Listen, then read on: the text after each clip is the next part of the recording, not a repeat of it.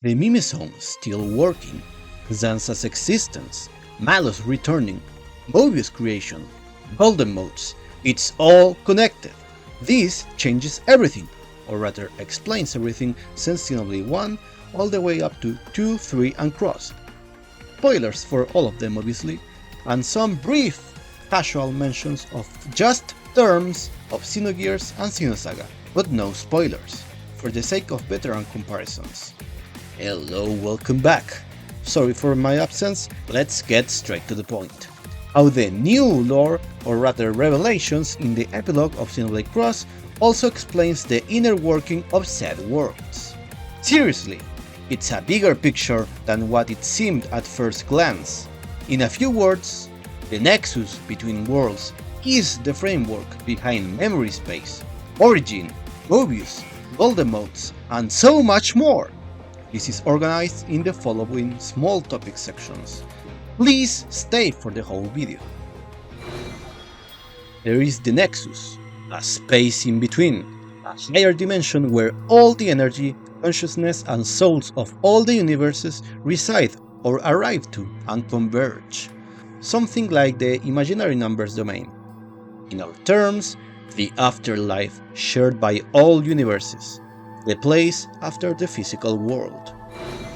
Humans on Klaus' universe found the conduit, a gateway to said plane and its ever-flowing energy, a gateway to other universes.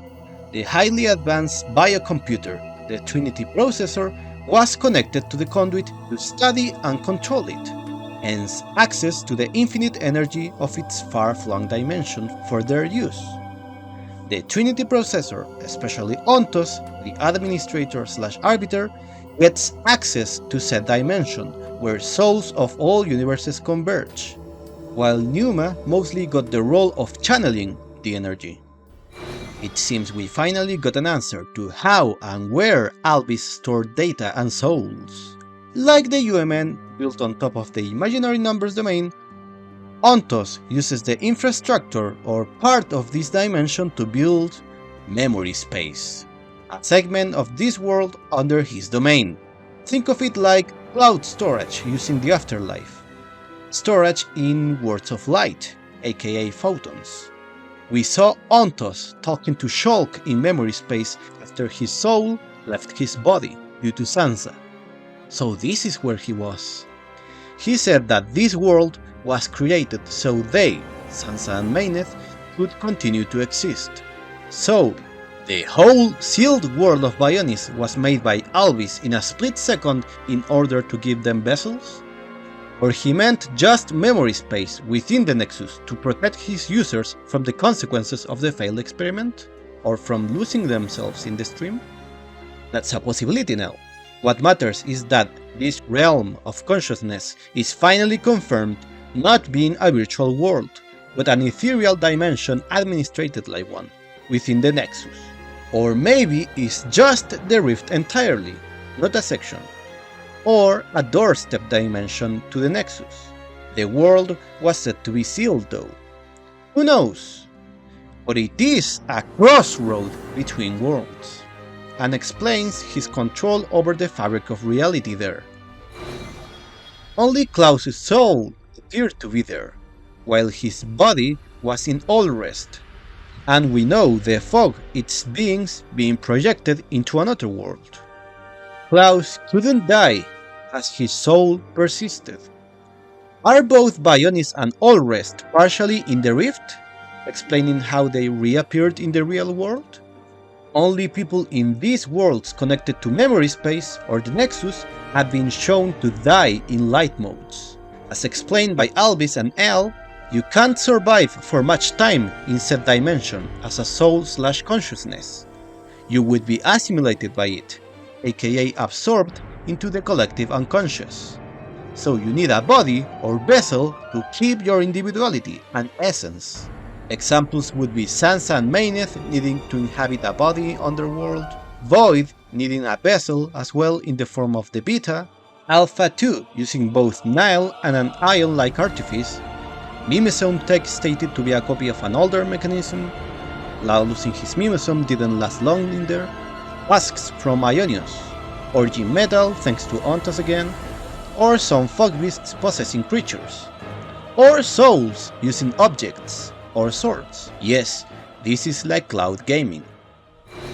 In Xenoblade 3, to save both dimensions colliding, their inhabitants built Origin using the gift from Ontos, his core, an arc to save all the data and souls of their worlds. We were able to reach its memory space, the virtual world within Origin, that Ontos, now Alphas, command to reshape, like Sansa in the Sentient Genesis, a place ruled by wills and memories. We could observe the horizon beyond it, the abyss, and also in the concept art, with tons of Zohars as doors, or like the light and horizon in the Trinity cores. So Ontos was originally using memory space to store the people's souls and the memory of the planet, with Origin Metal being the physical vessel to keep them anchored, while Mobius, afraid of the uncertain beyond and oblivion, took them hostage, recycling over and over in its small domain, not letting them go beyond Origin's memory space. And Alpha, about to depart this world with the Ark, is not that different from Void's escape with the cores. Also, Alpha wanted to depart, not reset the world, promising to Nile that out there was a world like the one he showed her. Parallel universes indeed. As discussed in a prior video, there was an afterlife where golden motes go that was beyond Mobius' control. So it's confirmed at last? Golden motes are the departing souls that go to the real afterlife, the abyss. Aligns with my previous theory of N going to the afterlife to get M, as Mobius couldn't. And also talked about the core and memory space.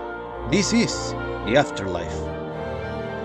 While red motes are life energy as fuel, and blue motes consciousness or souls passing on but still recorded within a system, like consoles, husks, or Jinn, as all blade data and memories are passed to Logos and Numa, or the Mimesomes. What does that say of Void though? Even Klaus died in yellow modes, thanks to his life support counterpart Sansa dying, and the conduit with it. Both were liberated from continuing to be. As he embraced his end, he was content. Is Void, the deathless child of Samar, still linked to his conduit and ghost control, or the course of the Ares, or his lack of perception or concept of death, or his worshippers? I'll analyze Void's lore more in depth in another video. Touching light modes in Xenoblade 1, 3 and Cross has shown that you can hear or feel the essence and memories of those who passed. You are touching memories and souls. In fact, this could explain how Malos was back in Xenoblade 3, as he died also in light modes, ascending, but not fully passing away. Consciousness persists, and used the Sword of the End as a vessel, thanks to his remaining admin rights, streaming his soul into it. And as mentioned by Aloys, you can mix with others' consciousness and minds in there, like Saga's collective unconscious. He tapped into Void's mind twice. This could also explain how Mobius was formed. All the resonating in fear consciousness of the people of those worlds melting in one, and why Mobius was present in the form of black fog, and leaked said fog from their cores. The area where N and M confront Z is very reminiscent of what we saw here.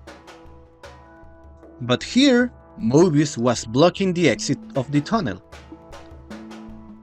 the way to heaven, light, keeping souls hostage, a spiderweb. And even the planets were stored here. Heck, if we go even further, needing someone in Origin's core to sustain the world, this might be related to the vessel thing. A huge amount of energy is needed to phase shift or travel to other universes. You can either with the energy from the destruction of a universe or the conduit/gate. Even though we got the gist of it before, we now have a clearer picture of what Klaus tried to achieve. He wanted to go to the great beyond, to ascend, to birth a new universe. A fresh start out there, or seeking to evolve? To be closer to the divine, using the gateway, engulfing Earth, activating the conduit, its energy surrounding the planet in a field of light, and back to the conduit. To move Earth to the nexus or new resourceful universe. Matter shifted / compressed, but it was rejected. Hooked back. 96% sync rate wasn't enough. It failed, severing it in two.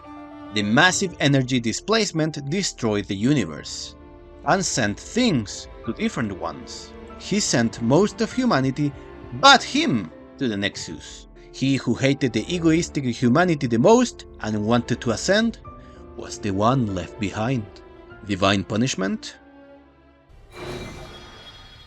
The conduit leaked energy from another dimension, also connected to the nexus where all consciousness accumulate in the abyss, or heaven. Is the energy that the conduit leaked the essence, memories, and the souls accumulated from all living things from all the universes?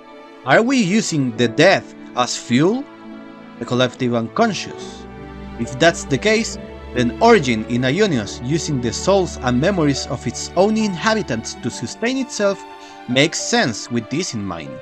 An imitation of the larger system, a small monado and conduit emulator.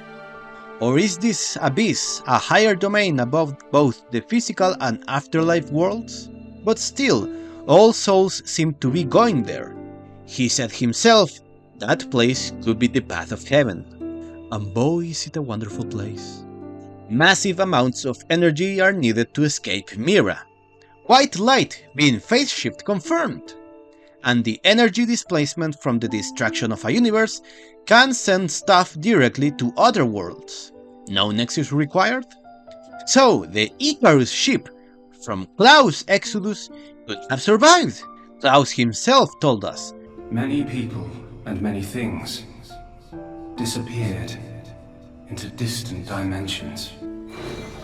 The Ares, which housed the cores made from the purple conduit and the ability to phase shift, needed someone with a real, fleshy body to control it. You know what else had organic components linked to the conduit and controlled a phase shift?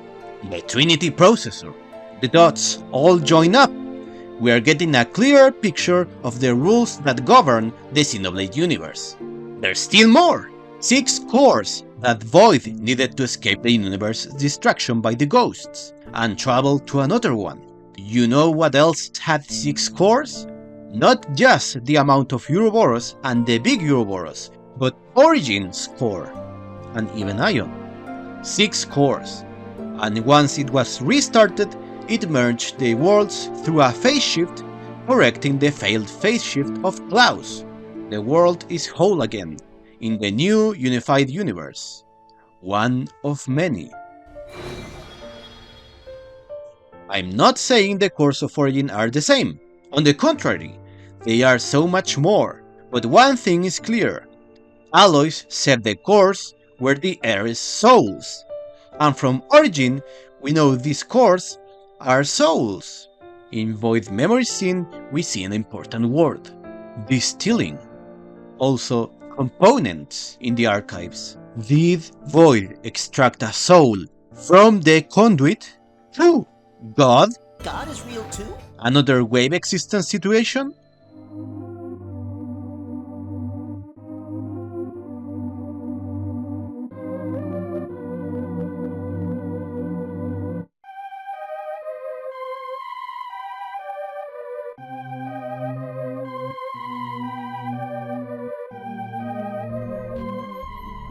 No wonder the angels, aka ghosts, went mad.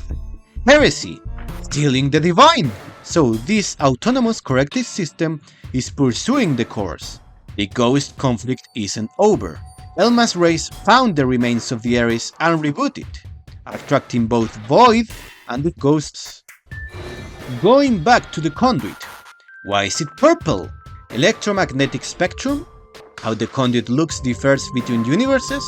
Malos, the sun, became part of it? Or did Void make it purple after taking a soul from it? The ghosts have purple cores because the conduit is purple now? They can travel between universes searching for the missing soul. Let's continue looking this scene. Just who are the Samaarians? Are they even unified? The progenitors of Elma's race and us humans. Deathless child, and death being anathema to them. Funny how this idea from way back to the Xenoblade 3 direct trailer goes full circle. Samaarians look a lot like Mobius or just Void. Pale skin and hair, pointy ears, horns, red eyes, deathless, even Void's lab area looks like Origin. The lava lamps, that reactor in the back, this concept art, after running away from the ghost that voiced here perhaps? Bringing the calamity. If that's Origin, maybe the ghosts took over it. Like, the first place where ghosts appeared is now their rift/nest? Or is it a parallel thing and they just happen to look like Mobius and responsible for Ouroboros-like mech and having an Origin-like place? Would be weird, low chance in my point of view, but who knows? Yet Luxar theorized that Mira was their homeworld. Are the people post-Ionios the founders of Samar? Or them with another culture that came from outside, such as evolved Klaus world people? The panels here mimic Machina and Entia terminals, have the sound effect of the Iris network. The ruler has a Entia-like stuff. Is this far-fetched? I'm still not abandoning for certain the idea of Mira being the world post-Ionios. Due to Ouroboros-like tech from Samar, according to Luxar, Mira being the birthplace of Samar, the continents aligning, the Opons referencing Xenoblade 1 stuff, Telethia, and Aloys getting Xenoblade 1, 3 and 2 flashbacks as the data he needed to go back where his people were, aka Mira. If he saw those memories, that would mean those people passed out at some point. So, history of the planet. Its stories have been adapted in different chapters.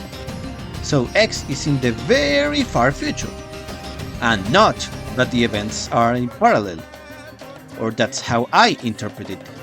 Yes, the birthplace of Samar, of the Ark Origin, or that Mira is the memories or spirit remains of Ionios within the Nexus, or memory space, or something like that, explaining the language thing and that many races converge in that one planet. The closest planet to the Nexus? But who knows what lies beyond? Worth mentioning that the beam of the Ares versus the beam of the Ghosts, which have cores of antimatter, generated enough energy to send all to the Nexus. Matter versus antimatter? Can annihilation events do the same? Could Mira be pieces caught in annihilation events?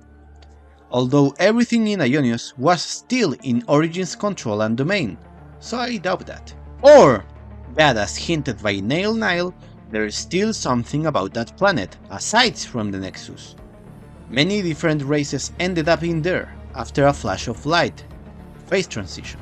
The concept of Mira being made of different summoned worlds can still hold up with that. A crossroads of sort. The junkyard of the multiverse, where drift things and beings end up, a recycling bin.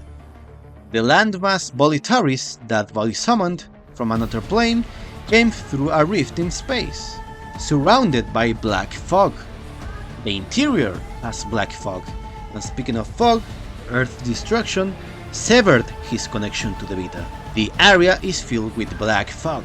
Maybe the Tainted are not directly connected to Void after all, but could be spirits possessing creatures that managed to squeeze in somehow through the connection or rift.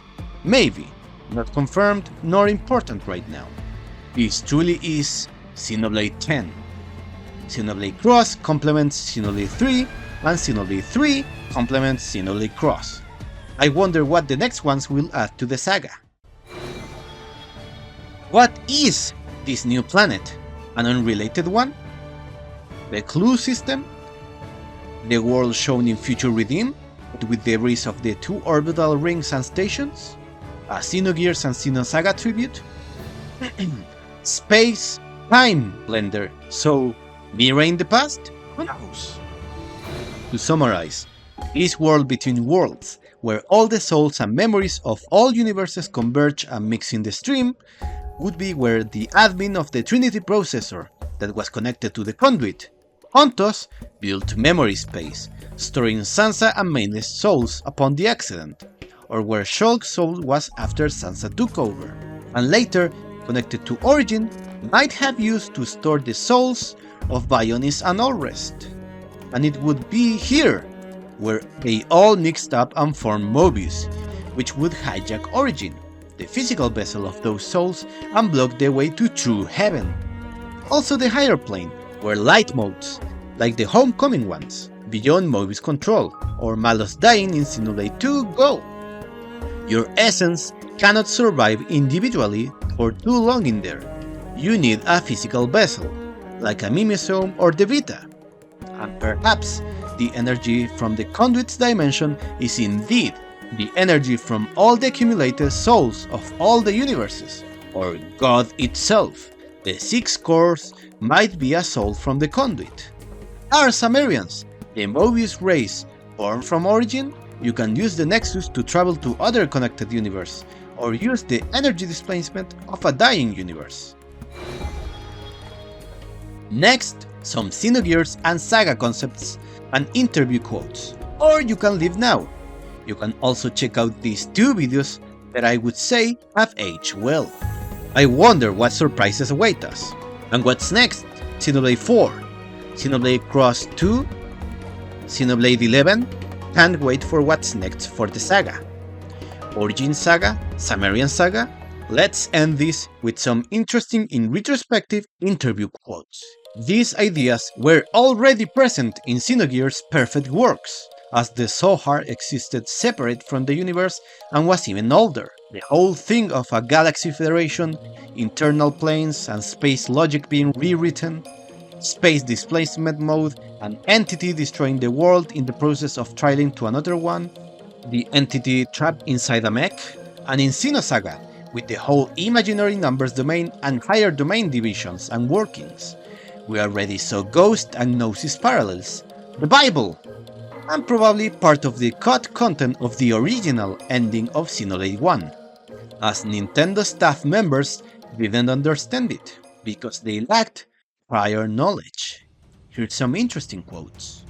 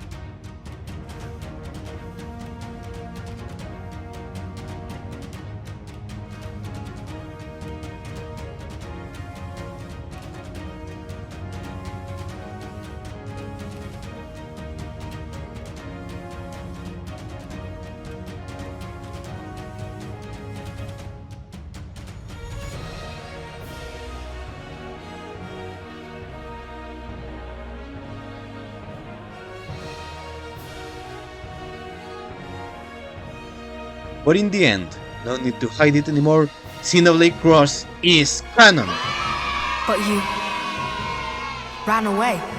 You're a liar! Sorry for those two, the community was heated, but I managed to introduce X ideas in disguise. A coward move? Maybe. That's right. I'm a coward. What a journey this has been. Can't believe we finally got answers.